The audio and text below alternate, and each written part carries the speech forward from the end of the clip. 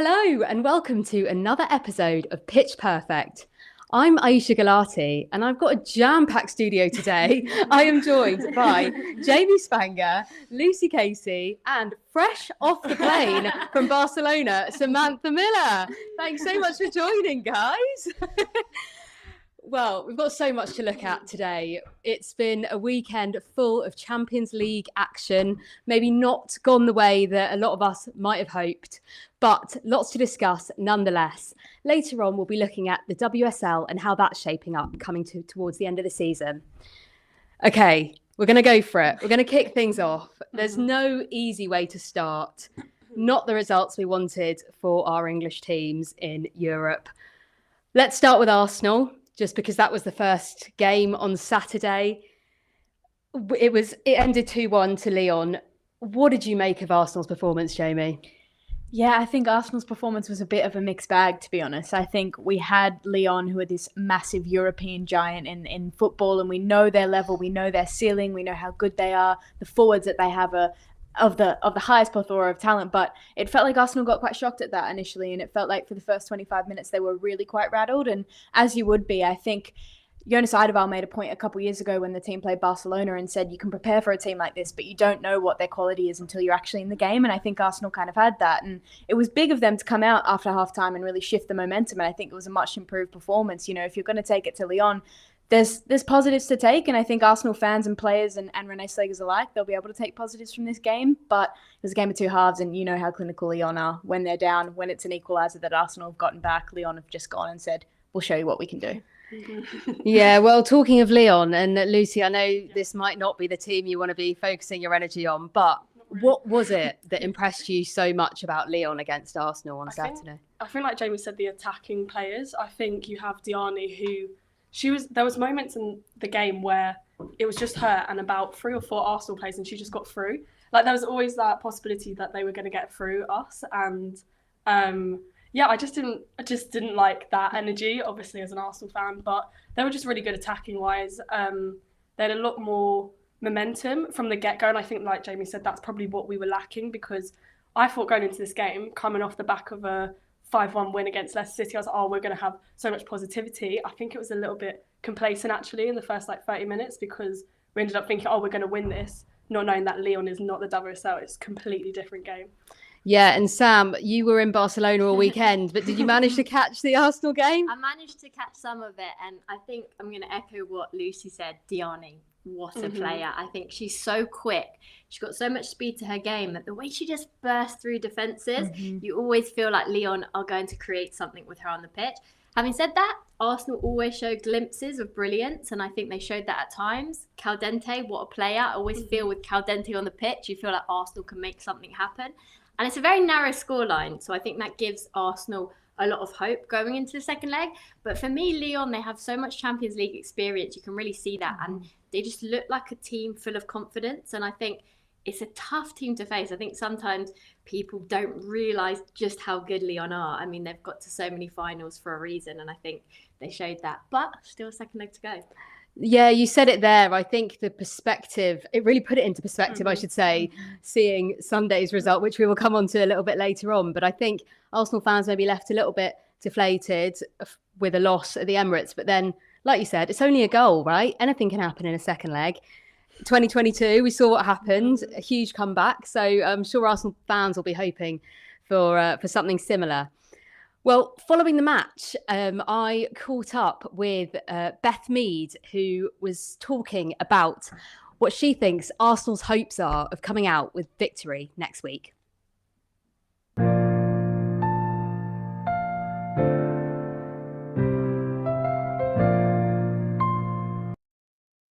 It's Easter, right? Hey Beth, I guess firstly, kind of what do you make of the 90 minutes there? Better second half from us. Thought we were the better team. Obviously we knew their threats, and obviously we didn't quite rectify them. They scored the 2 goals from probably what we expected. But yeah, I think it's a good start to a performance that we can put in for the next leg. Yeah, what was kind of said at the second half there when you kind of came out, and it did look like a different team to the first half. We were struggling quite a bit. Yeah, I think we were just better on the ball, keeping it higher up the pitch, creating more chances, being a bit more dynamic, and a bit better intensity than probably the first half. And I guess you've made it a bit of a habit of coming back from behind to, to get the good goals. Does that give you a bit of confidence that you've done it before and that you can do it again this time? Yeah, and I think it's a good it's not a perfect foundation, but it's a good foundation for this leg, and we completely believe as a team that we can turn it around. We know the qualities we have, and yeah, we've just got to be a bit more ruthless than we were today. Thank you. Thank you. Hi Beth. Lyon are one of the best teams in the world right now. Were they the challenge that you guys were expecting today? Yeah, I think they were. I think we knew what their strengths were. Every team has a weakness, but like I said, we weren't ruthless enough in attacking them weaknesses, and the intent was there better the second half, but we've got to do that in an all-round 90 minutes now. Yeah, well, how do you make sure you come out the blocks firing from the get-go? Because that's something you are going to need to do in France. Yeah, exactly. We've just got to come together as a team and make sure from that minute one that we put in the correct performance and make the right decisions and make it a tough game for Lyon to be in.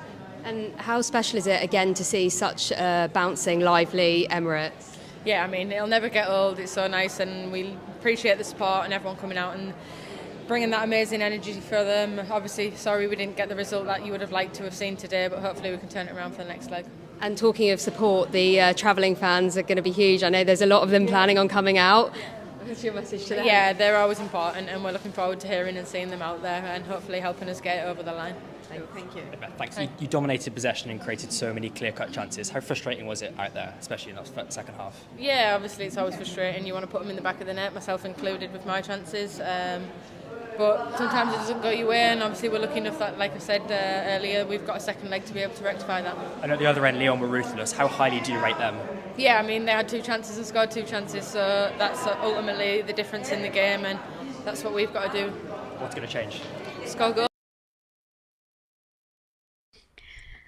And as a reminder, you can catch all of those clips on Haters TV YouTube channel. And we've got a poll going on at the moment, actually, which is who do you think is going to win the Champions League? And scores on the doors are, we've got some hopeful Arsenal fans on here. We've got 53% Arsenal, 10% Chelsea, 33% Barcelona, and 3% Lyon. So despite all your praise for Lyon, you've not 3%. persuaded our viewers just yet. Well, Beth Mead said in that clip that they just need to score goals. They weren't clinical enough. Do you agree? Is that what needs to change for Arsenal? Yeah, I feel like that's been an issue for Arsenal in general this season. I think I saw it more when we had Jonas Eidevall was in charge of Arsenal. That's when you saw that they weren't really trying. Like in the final third, they were being creative. We have all the creative outlets with like Caldenti, what you were saying earlier, Sam, and Beth Mead obviously just speaking there. But I think pushing it to that final point, like actually getting in the net, is what we struggled with. Russo, I don't think she touched the ball for the first good 20 minutes of the game, it looked like anyways. So I think, yeah, definitely that's something we struggle with. I think one thing Arsenal fans can bring hope into this second leg is when you look at the expected goals on the stats, right? The XG for Arsenal, it's 2.1 to Arsenal, 1 to Lyon. So Lyon have overperformed their XG, Arsenal have underperformed, and it feels like this is an Arsenal team that, like you said, Lucy, they used to struggle. We've seen them score goals at the Emirates, but the last time Lyon conceded 2.1 XG was 2 seasons ago against Chelsea. Chelsea won that game on penalties. So this is a Lyon team defensively that have been super, super sound until last weekend. So if Arsenal can kind of get the final action, like Lucy said, I think, look, you never know. You never know. I feel like once Arsenal get in their stride, they can be unstoppable. We've seen that. The way they turn things around against Real Madrid, I think just shows you exactly what this Arsenal side can do. I think it's a shame that they couldn't get an advantage at the Emirates when they've got such momentum and the crowd behind them. But you can never write this Arsenal team off. And actually, years ago, I was at the game in Lyon where Arsenal beat Lyon and everyone assumed that Lyon were going to win and Arsenal showed what they were made of. So I think the second leg is going to be super interesting, but I think with Arsenal, you always have that creativity and that flair going forward. And once they start scoring 1 or 2, you can see that they start scoring more. So we'll see what happens. Yeah, absolutely. And VAR played a part in that tie as well, which is an interesting one. We don't normally talk about it on this show because obviously it's not used in the WSL.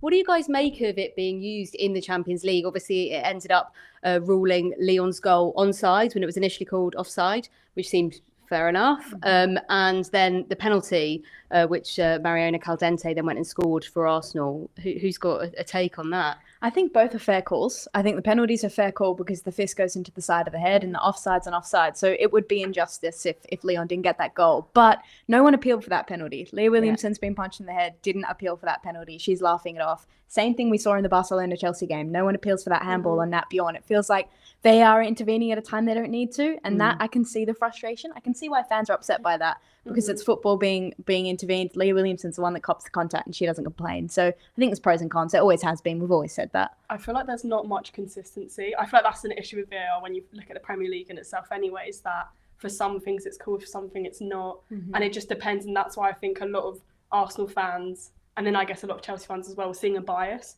towards it, like the referee had towards the game and maybe VAR's impact on that. I do just think European football, it's a different game to the WSL. Like the Champions League is so different how it's formatted, the teams you're coming up against. You look at, obviously we're going to chat about the Chelsea-Barca game, but Barca is so technical, whereas Chelsea are more physical. So I feel like they bring different things to the game and the referees adapt to it, whereas obviously they weren't adapting to the English sides this time. It sounds like an excuse, but it's not. Well, talking of excuses, actually, no, that's not really a fair segue. I was about to say Rene Sleggers. We spoke with Rene Sleggers after the match, but she wasn't really making excuses, so that was a bit unfair. But following the match, we did speak to Rene Sleggers in her post-match press conference, and she spoke about whether Lyon's quality surprised her. You'll have to ask the players, but I don't think it was a shock. But of course, it's very high level opposition, so the tempo is higher, and you'll get punished if you make mistakes. And I think we had to settle into the game and create a belief while we were playing, and I think that shows in the way we come out in the second half and how we play our game, even though we're playing against a really strong opponent with so much threat, that we have the courage and the bravery to play our game. And we grow into the game from that perspective. And I think in that period against an opposition like Lyon with so much threat, I think when we then have momentum, we need to score, and that's what we do in the end. We probably should have scored at least one more in that phase of the game, while you're at home at the Emirates against such a strong opponent. So, and then we worked really hard to get that goal, and then it was disappointing that they score very quickly afterwards, because then we're chasing the game again. It's halftime and it's 1 goal down, so we still have the opportunities when we play them next week. It's only half time and that they can come back. And you guys have already touched on it there, but I'm going to want a final answer from you. Can Arsenal do it? Yes. I'm not optimistic. Oh, You thought it was going to be a unanimous yes. I might leave, guys. That's a bit embarrassing. Sorry. I don't know. Away from home. Don't listen to me though. I'm bad. No, I think there's a lot of pressure, but like what Sam, you were saying, there's something about Arsenal. Like I think you can see it through Kim Little. Like we haven't really touched upon her, and I just feel like her, like when she's playing, obviously in the WSL, maybe athleticism isn't as much of her strong point anymore. It obviously used to be dribbling around everyone, but now her physical strength, like in that game, you can see it. She really wanted it, and she's obviously the captain. So I think if she's playing like that, then hopefully the others slot in, and because there's even more pressure. I think the Chelsea game might have actually influenced Arsenal to actually want to go out and do it even more so. So I'm hoping. I think it'll be a really interesting one because, like I said earlier, I would never rule Arsenal out. I think they've got every chance. But looking at Lyon, they have such leaders in that team. I mean, if Wendy Renard's back. Yeah, and I feel like Lyon, because they've reached so many finals, I feel like when you've done that, you know exactly what it takes. They know how to do it, and also, I think Lyon will be looking at the first leg of Barcelona-Chelsea and thinking, well, if Barcelona are going to get to that final potentially, there's been so many matchups between the two, each trying to top each other. I think they'll really be fired up to get to that final. And I just feel like we saw the poll. People underestimate what Lyon are capable of. And I've seen Lyon at their best, and they are some team. And especially at home in front of their home fans, and everything sort of going their way with the lead from the first leg. It's looking very likely for Lyon, but you never know. It's the hope that Never kills know. you. Yeah, it is though. They showed they've just got that cutting edge that I think Arsenal were lacking. Beth said it in her interview, two chances and they scored two. I think they did have more than two chances, but her point stands is that those two real clear-cut chances they just netted, and that was what Arsenal just were lacking, and like you said, have been on a few occasions this season. So let's see if they can do it in France next weekend, and we'll be here on Monday to discuss whether it's all gone right or all gone wrong. And as a reminder, all those clips are on our YouTube channel, Haters TV. So do catch them there and go there for all your women's football content. Now we're going to move on to Barcelona versus Chelsea. Well, this one was maybe surprising. I don't know if it was, I guess. Barcelona are such giants. Sam, I'm going to come to you first because you have literally just got off a plane from Barcelona. And I kid you not, she's literally just come from the airport. Like, that is how... I have. I've just got back from Barcelona, as you said. And actually, it wasn't a surprise for me. I'm going to say it. I'm going to be honest, because I watched Barcelona a couple of days before they had a game, and I was watching them in awe, and I thought, this team are something special. The way they attack teams is just so unique, and they're really a team in sync. And I feel like they're so together and on par with each other that they just look like the team to beat. And I think that it almost caught Chelsea by surprise, it looked like, with how good they really are. And there's no wonder that Barcelona have won the Champions League so many times now. I think you just look at them and you see, especially watching them live, you see how special they are. For me, they're probably one of the best teams I've ever watched, and they were literally on fire. Their home ground is their fortress, and I think they really showed teams how it's done, and they were just incredible to watch live. And Sam, you were really close to the action. You were sort of pitch side, you were getting the player arrivals. Tell the viewers a little bit about that. Yes, so loved being close to the action. It was really cool to be there. And the celebrations were right in front of me when Barcelona scored, and you feel a real part of it. You feel like you're just witnessing it right in front of your eyes. And for me, the link up between Pina and Alexia was just out of this world to watch. I mean, it was champagne football. It was incredible. And I mean, Alexia's back heel. I was about the little cheeky back heel. Watching that so close to the pitch, that was right in front of me. Your jaw drops and you're literally like, wow. It's crazy. And then the celebrations, I mean, you can see how much it meant to them. It just seemed like a team with so much confidence. And I think Chelsea were working out how to deal with them. And it's hard because Barcelona are really that team that are that good. Yeah, and they just finished it off 4-1. The final two goals coming in the 82nd and 90th minute just really put a nail in Chelsea's coffin. I don't know if that's too harsh or whether people think there's any comeback potential. I feel like maybe not on this one, but I'd love to hear your guys' views on that in the comments. And I have to ask, what went wrong for Chelsea, who have just been domestically unstoppable this season?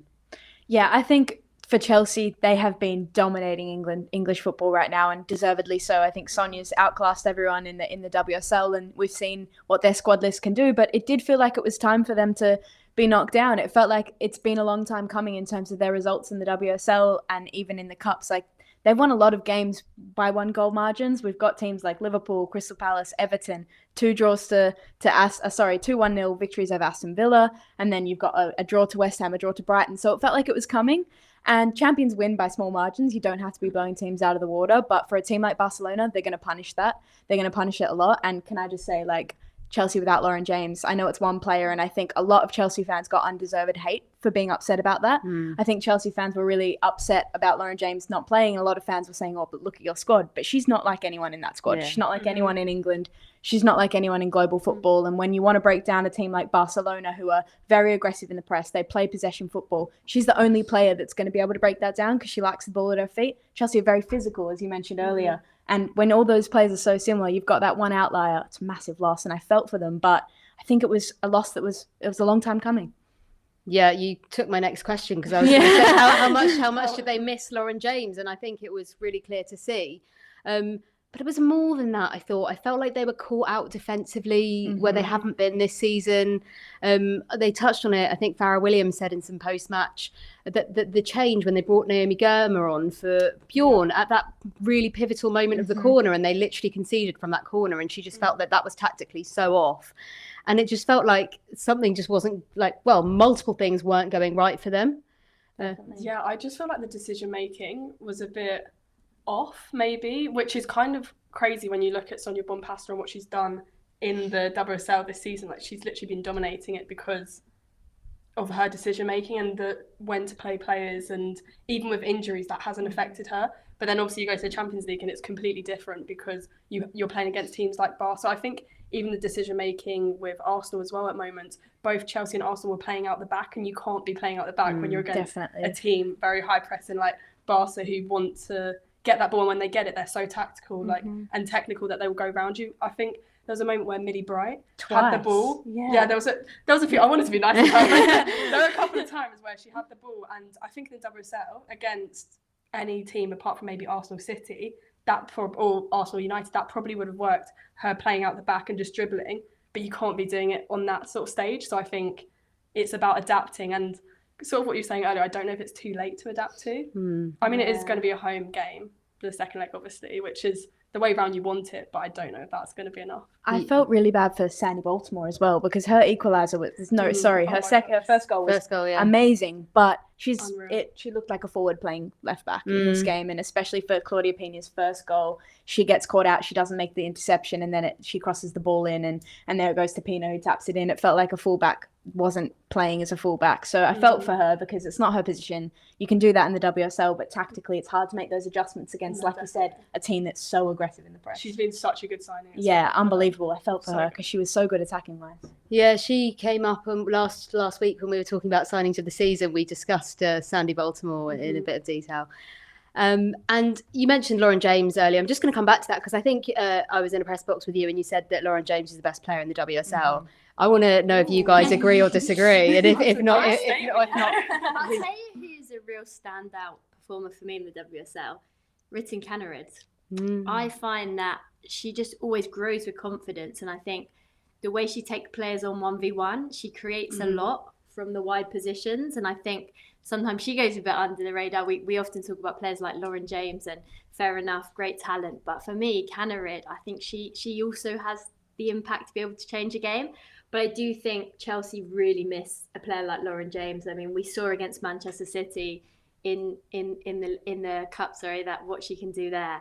And I think, imagine if Chelsea had Lauren James and Sam Kerr on the pitch. I mean, that would be huge. But I think the thing I find about Barcelona is that they beat teams so convincingly all the time, and I think that shows their stature and their quality. I think you look at Chelsea and sometimes they're scoring a last-minute winner, which is, like you said, what champions can do. But Barcelona, they just keep it going, and they're showing what they're made of by scoring 5 against teams, sometimes 6. I know it's like a different level sometimes of the opposition, but still, whatever they have in front of them, they beat by quite a margin. Yeah, it feels like they're peaking at the right time as well, because actually I was in Manchester for that early group game where it was City, Barcelona, and City actually outplayed Barcelona on that day. But it feels like sort of since that point, Barcelona have just... I think what that is I covered Barcelona quite a bit last season in the Champions League, and they played against Benfica and Bran and didn't have their best performances against those teams, but you still knew that they would get to the final and win, because what Barcelona do really well is they win when it matters, under pressure in the huge games. Sometimes they might try things out and not win by so much in the group stages, but as soon as it gets to they've already tested it. As soon as it gets to the semi-finals, even quarterfinals, they're there and they're present. No, definitely. Also, just adding on to that, it's funny how we're saying that Barcelona, they can keep doing their thing exactly how they're doing it, whereas these English sides need to adapt. So it just shows that when we're playing against the best in the world, English sides are the ones that are having to change, because however we're playing, it's just not functional, it's just not working. Yes. Well, we've got some comments coming in from you guys at home. Thank you for your comments. I will read some of those out. We've got one from Thor Musique, which says, well said, and I completely agree. I expected Barca to win, but didn't expect just how devastated Chelsea would be. Barca are the best organised and most adaptable club, full stop. Sort of echoing what you guys have said. ELCNU, multiple letters, has said Chelsea needs a humbling. I mean, they got it. Pretty savage, but I think they did get that on Saturday. Sunday, sorry, but they've not been really tested in England this year so far. And then we've got another comment from Hope saying, I think Lyon are being seriously underestimated. They have some insane players who I never see anyone talking about. Like Damaris is to me better than Walsh in that 6 role. Mm-hmm. Yeah, and we've got another comment which says from Eval Sam Egby, Chelsea did miss Lauren James, but you didn't talk about Arsenal missing Van Domselaar and also forcing an unfit Russo and Kelly to play. I don't think they were unfit because Sleggers said they were good to go. But what about, let's touch on that point about Daphne Van Domselaar missing and Manu Zinsberger being in goal. I think that Daphne Van Domselaar's obviously got the ceiling to be one of the best keepers, if not the best goalkeeper in the world. But what she brings to this team is her ability to come out and collect the ball is so strong. And I think that first goal where Ellie Carpenter puts a great ball through to Diani and then Manu Zinsberger's out on her line, Steph Catley's always going to get beaten for pace against Diani. We know that, and that's a real weakness in the Arsenal defence. Those two centre-halves, they're not quick enough, especially against this Lyon team. Daphne Van Domselaar comes out earlier. That's just her talent. I think Manu Zinsberger is a great number 2. She's too good to be a number 2 in the WSL.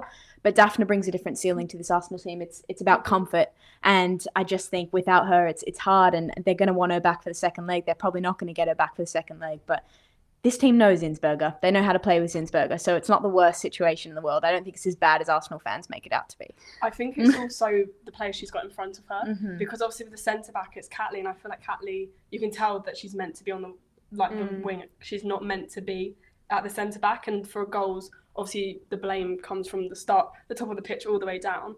But I do feel like there were moments where, like you said, she was outran. So it was sort of, it could partly fall down to her. But I also think in terms of Zinsberger, not only does she not come out her box soon enough, but also the ball comes to her and she just punches it away, which then punches it for another chance potentially. Mm-hmm. Whereas DVD is so good at grabbing the ball and keeping it. So I think that's that sort of security. Every time, like I was at the Emirates, and every time it went there, I was like really nervous that there's a goal chance. So can I just add as well on the centre halves? I think we've seen it a lot with Leah Williamson recently. She's getting caught out too far off the pitch. We saw it against Real Madrid in the first leg. It's happened again for that second goal. And that comes from, I don't think Leah's always out of position. You don't see her often, but when you know that your keeper, like Daphne Van Domselaar, is going to be leading that line and higher up the pitch, she's of course going to be higher. So that's a direct result. I think in the back of your mind, you think your goalkeeper's going to be there. And yeah, I did feel for her because that ball gets a deflection from Emily Fox for that second goal. And had it not, then maybe she saves it. So it's a difficult one. Yeah, it's a tough one. Do keep your comments coming in. We will get to as many of them as possible. Just back to Arsenal, we have some post-match reaction courtesy of DAZN channels. This is Lucy Bronze and Kira Walsh speaking following the match. I think the whole game was played to Barca's preference. I think both on the ball, off the ball, I think it took us a while to get into the rhythm. I think even like the refereeing was to their preferred way, with a lot more fouls, a lot more easy fouls. You know, an English team likes to be a bit more aggressive. I think we couldn't quite find our rhythm because of that. And I think, once they scored a few goals, we got a bit more tired. Maybe let the game get away from us a little bit in the end. Yeah, I mean, it's tough, but we've got to go for it. I think you saw the... Yeah, I mean, it's tough, but we've got to go for it. I think you saw the same. You know, we needed to score 3 goals against Man City, and we managed to do it. So we know we're capable. We know we've got the ability. I think, as you said, it's different against Barcelona. You know, they've got so many good attacking players. But I think for me, we just need to take a little bit more confidence in our own abilities and how we can play the ball. And hopefully it'll be a better game the next one.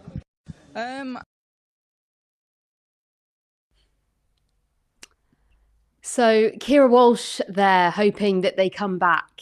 I'm going to cut to you guys and do a similar thing to what I did in the previous one. Can Chelsea come back from 4-1 down? No, it's too difficult of a task. They haven't been good against Barcelona at Stamford Bridge either, so the home advantage, if history repeats itself, 3 goals against Barcelona, come on. Well, 4 really, yeah, right? 4, exactly. I actually said before the season started that I think Barcelona is still going to win this season. Yeah. I sort of predicted that before it started.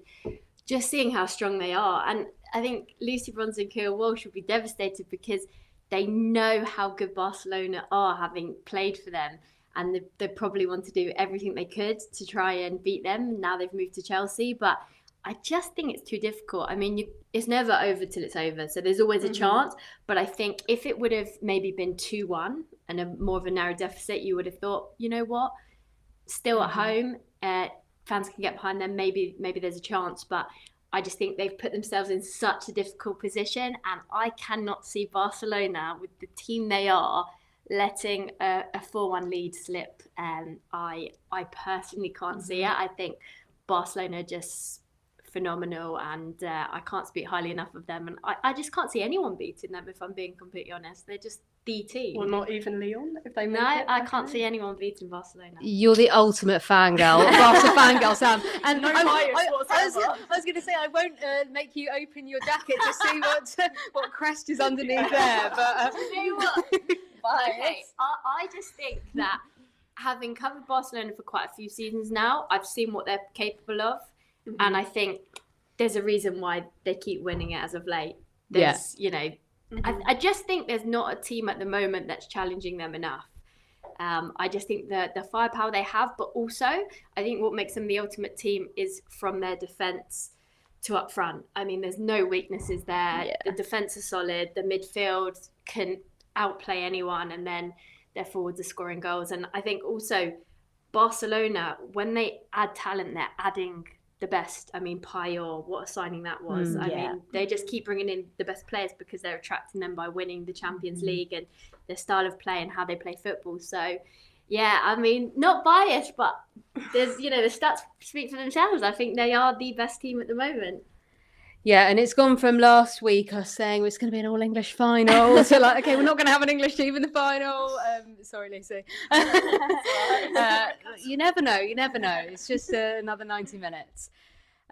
We have another comment from Adam Salter 93. Thank you for watching the show, Adam. It says Walsh was brought to Chelsea with much fanfare in January, but has she actually improved Chelsea's midfield? Yeah, Bronze and Walsh, of course, returning to Barcelona in that match. I feel bad for Kira Walsh. I think obviously she arrived at Chelsea quite injury riddled. She had some weeks out. She couldn't really get back into the groove of it.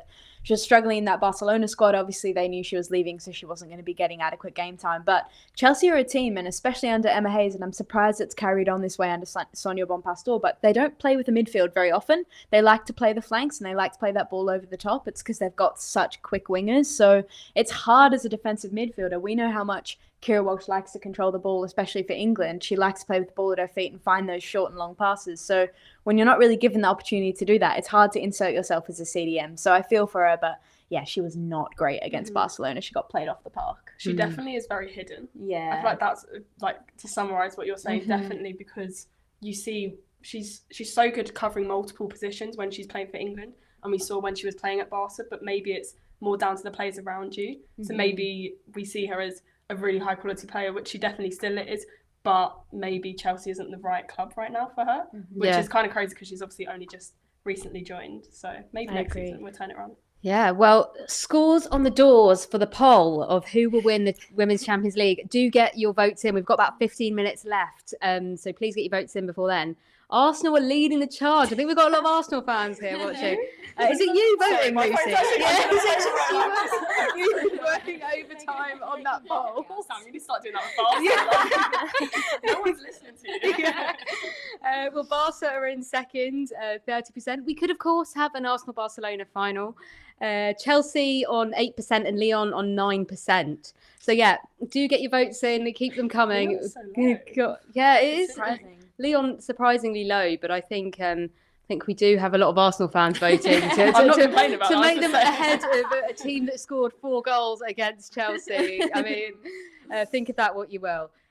Okay, let's move on from Champions League and talk Women's Super League. And there was, of course, 4 games in action this weekend. We'll just go through them chronologically. Man United, West Ham, that was at West Ham, and that ended 0-0. And I was actually a bit gutted that I was missing that one because of the Champions League game. And then actually, when I saw the score, I was like, probably all right. I'm all right, yeah. I'm all right to have not made that journey today. But yeah, a bit of a missed opportunity for United. I mean, I'm not saying there's a title race by any means, but come on, like... Yeah. I think West Ham have been a bit of a surprise, actually. Definitely, yeah. In the second half of the season, for sure. We've spoken about them a bit in the last few weeks. And yeah, especially at home, they've been great. And yeah, maybe I'm discrediting them a little bit by saying Man United should have got something out of that game. But yeah, I think West Ham will be happy with the point, and United probably hope they could have taken a bit more from it. We saw Brighton, Liverpool end. Brighton 1, Liverpool 2. And then on Sunday, we saw City drop points against Everton. Again, a missed opportunity. They saw United drop points. They're really trying for those Champions League spots, although we kind of said they're already a bit far off. Now it feels like they're definitely too far off. But yeah, that was an interesting one. And the match which actually caught my eye was the Spurs-Villa game. And Villa went 2 goals up. Spurs clawed 2 back, and then a late Kirsty Hansen winner.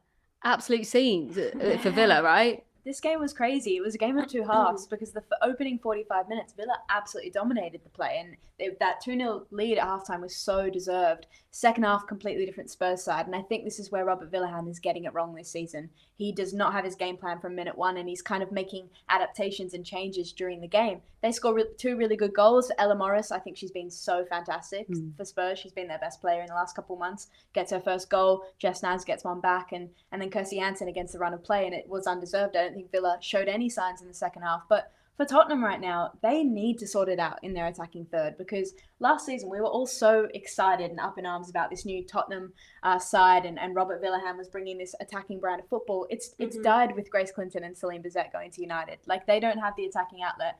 Martha Thomas hasn't scored in the league this year. That is a terrible stat. Jess Naz has only scored 2 goals. Beth England is very, very strong, but when she's injured, you can see it's lacking. So when your fullback's scoring, you're the equaliser. There's issues there, and I think Tottenham fans will be very, very upset because they should have gotten at least a point from that game.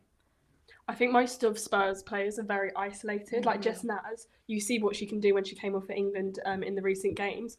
She's so good, like on the wing, like getting past players. But when I think it was the North London derby a few weeks back, Arsenal literally blocked her out of the game because you could see out of all the players who's going to get the ball and who's going to be able to make an impact. It's going to be Jess Naz. And because of that, it means she's isolated. She's kicked out of the game. So I don't know whether Spurs is right for her to stay at, because if she's going to be able to get the ball and make that difference. Because like you said, those stats there, it's quite shocking. Like, if you want to be getting picked up by Wiegman, that's not really the way to go. I think as well, Villa are really fighting for the points. And I think it sounds like the type of performance where Villa will just throw everything at it and try and get the points that they need. And maybe Spurs, because they're not fighting so much for something, I think you probably then see a bit of a contrast. I completely agree with you. Ella Morris, what a player. I saw her for the Lionesses under 23s, and you can just see that she's got so much potential. And when she made the move to Spurs, you thought if she gets an adequate amount of game time, she can really become a top player. And yeah, I think you're right. When Beth England's fit, I think she's a key player for them as well. But Spurs results aren't quite going their way, so it's figuring out what they can do to change that. Yeah, and when I caught up with Robert Villahan a few weeks ago, he was Ella Morris. He just spoke about Ella Morris and just spoke about how much of a part she's going to play in the future of that Spurs side. And, you know, we've all touched on it now as well, and that's clear to see. And I think he said they basically need to be doing more of that, getting more of those young, fresh players who are going to inject that energy that she does.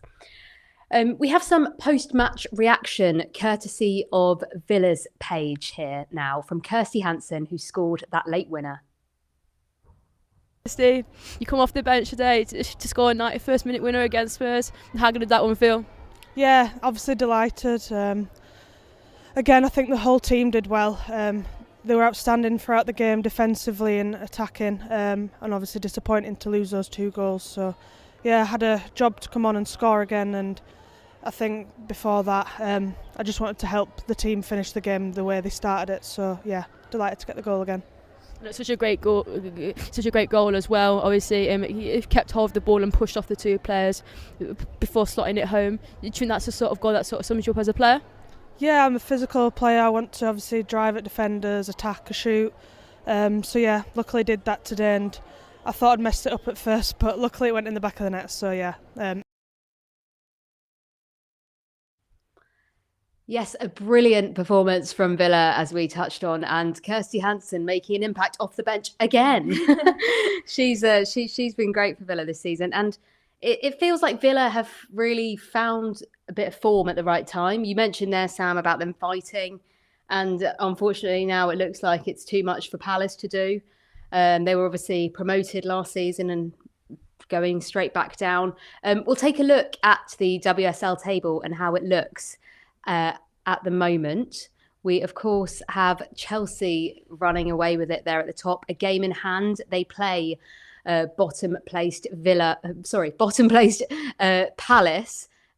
Apologies for the bottom of that graphic just being cut off, but Palace are on the bottom there. Already out of the league. They are on 9 points for reference. So yeah, 7 points off Villa, of course, with a game in hand, but that game in hand is against Chelsea. So not really much of a game in hand.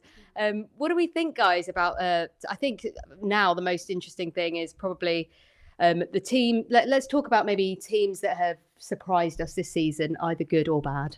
Yeah, I think a team that has surprised me in the first half of the season would be Brighton. I think they've got a really good... Sorry. They've got a really good backroom identity right now. Oh, we've lost the sign, everyone.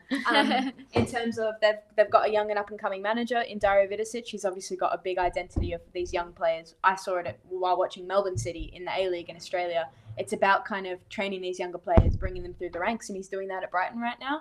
I think that Brighton's backing the women's side as well. They obviously... really exciting training facility plan. They've got a lot of backing and investment. I remember Tom Gary actually spoke to Brighton, and it was a really good conversation about their future and what they're building there. So I think if they can sustain it, if they can have a big summer, really sign some players on permanent contracts. They've obviously got some loan players, Bruna Villamalas from Barcelona, Michelle Adjumang from Arsenal. So if they can get some permanent names in the door, it'll be nice to see them maybe start to challenge in future years.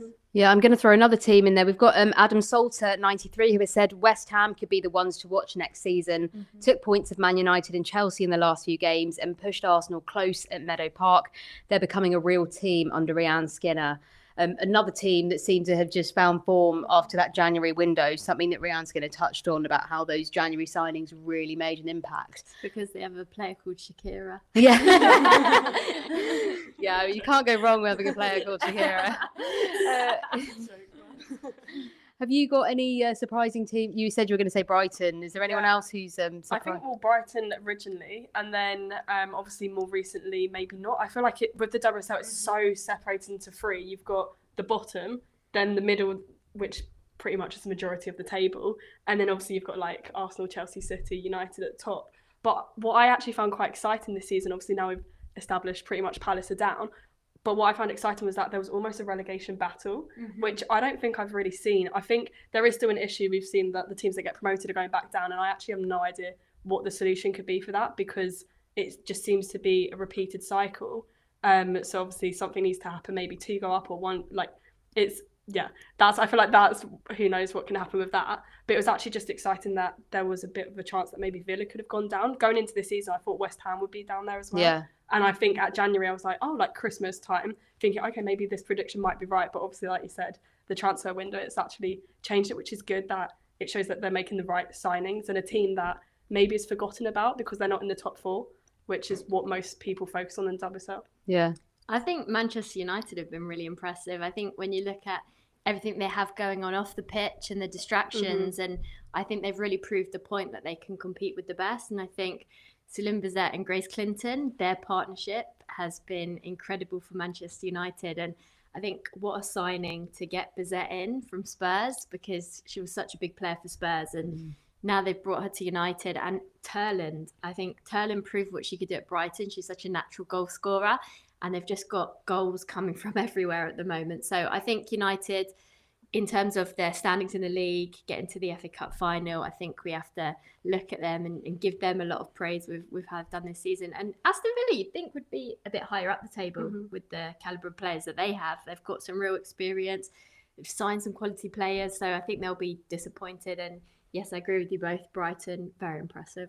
Yeah, well, Villa have had a bit of turmoil this season, changing managers, etc. It'll be interesting to see, like say, how they start next season.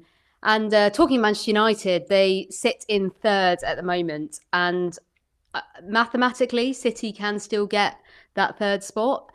What do we think? Do we think the way the table is, that's going to be the top three come the end of the season? I think so. I think City had a brilliant opportunity on Sunday to get 3 points over Everton and close the gap. If United are dropping points against West Ham before they play this Arsenal, City, Chelsea kind of run in, there's a perfect opportunity there. But City don't look like they've got the bite in them. Obviously, Mary Fowler now has done her ACL. It's devastating. So I do think United as well, they're not to be discounted. Everyone's saying they're not going to get points from these 3 games. I think they will. I think they will definitely get points off City. I think Arsenal on the final day is a real challenge because Mark Skinner's going to want second. There's a big difference. There's a month of extra football in terms of Champions League qualification and getting third over second. So I don't think they're going to be coming to say, third or fourth. I think they're going to want second. Yeah, and it's true. And we've seen that difference that those qualifications make, and they don't always go your way. No matter. Sorry, don't want to rub it in, but. Well, before we wrap up, I just wanted to touch on a charity, Pledgeball, something a little bit different. So Pledgeball are a charity that empower sports fans to take meaningful climate action. And Lucy, I know you are an ambassador for them. And their whole mission is protect where we play. And Pledgeball did an amazing partnership with the WSL, WPLL for the League Cup final last month. Can you tell us a little bit about that and what fans were doing to, make their day more sustainable? Yeah, I mean, as an ambassador, I find it quite exciting to be able to go because we went a week before to actually find out what the stadium's doing itself, and because Derby's actually quite a sustainable football club. So things you see around the stadium, solar panels, the reusable plastic cups, just little things that you wouldn't really consider as just a fan. I feel like there's a lot of pressure when you talk about the environment. You've got to do this in a certain way and people are going to cancel you if you don't. And it's actually not like that. I mean, climate change affects everyone. I think the amount of times when growing up I'd have games cancelled or postponed because of waterlogged pitches, that's because of climate change. Like, everything actually impacts you, but you don't realise it until then you start educating yourself. And I think that's what Pledgeball does really well. It basically educates fans, but in a fun way, that it's like, what have you done to be green? Have you got the train? It doesn't have to be like, I literally have secondhand clothes for every day of the year. It doesn't have to be things like that. But if you want to get shirts that are maybe retro or they are secondhand, then there's those options. So I think it's just about educating, but the actual final itself, talking to fans and just putting those ideas into their head that just you don't have to necessarily go with it, because obviously not everything's accessible or affordable for a lot of people. Like, I know I wouldn't be able to afford to live a very sustainable, like a completely sustainable life. But for now, like, just having it in your head of the ideas of, okay, maybe let's take a different route with what we'd normally do. Yeah, for sure. And you touched on it there. I went to one of their workshops actually recently, and they were educating young kids with Football Beyond Borders around sustainable kits and the importance of that. And they did an activity for them to design kits with recyclable materials and things like that. It was brilliant. So yeah, I encourage you to check out the work that Pledgeball do. And also on the WSL YouTube page, there's a lovely video of Lucy talking about what they do at Pride Park at Derby Stadium ahead of that League Cup final. Well, that just about brings this show to a close. I have to check where the poll has ended up. What do we think, guys? No one's listening to sound. That's what I think. Okay, so scores on the doors. The final scores are, Arsenal ended the poll in the lead with 54%. Nice. Barcelona on 28%. And then Chelsea and Lyon tied on 9%. So, yeah, interesting. I feel, as you mentioned, Lyon have been slightly underestimated there, but we love to hear from you. So thank you for voting. Thank you for all your comments this week. Please do subscribe to our YouTube channel, Haters TV. Follow us on Instagram, HatersWTV. On TikTok, Haters TV, and Facebook, Haters TV, X, Haters TV, just anywhere you look, we'll be there. Please do get involved in the conversation and remember to come back to us for all your women's football content. We will be here next week, back to our usual time of Monday, 4 p.m. Thank you so much for watching.